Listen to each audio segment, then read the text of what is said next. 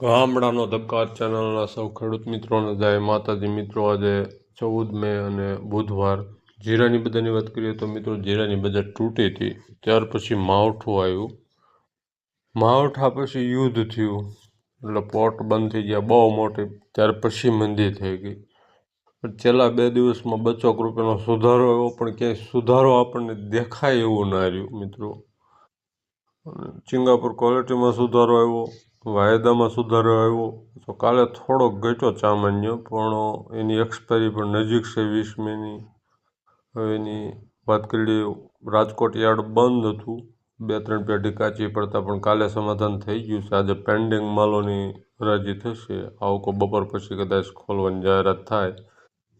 જીરુની બજારમાં ભાવ મિશ્રિયા હતા. વાયદા બજારમાં સોમવારે તેજી આવ્યા બાદ આજે હાજર બજારમાં સુધારો હતો, પરંતુ સામે વાયદા દિવસના અંતે ઘટીને બંધ રહ્યા હતા. જીરુની હાજર ભાવમાં છેલ્લા 2 દિવસમાં મણે 150 થી 200ની તેજી આવી ગઈ છે.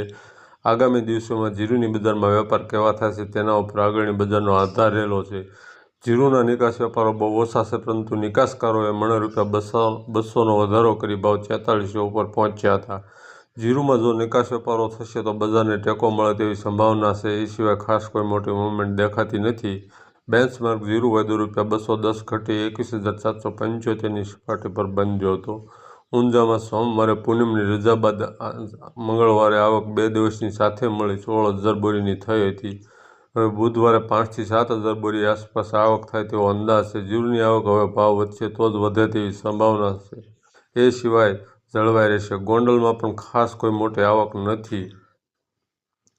સિંગાપુર 0.5% 50નો સુધારો 4575. સિંગાપુર 1%, 4525 સુધારો. મચીન યુરોપ 4750નો સુધારો. સોટેક્સ યુરોપ 4750 સુધારો. ઊંઝામાં 16,000 બોરીની આવકને 5600ની એન્ટ્રી હતી. ઊંઝા પ્રીમિયમમાં 4250 થી 4350 150નો સુધારો હતો. ઊંઝા સુપર 4200 થી 4250 150નો સુધારો. ઊંઝા બેસ્ટ 4150 થી 4200 200નો સુધારો.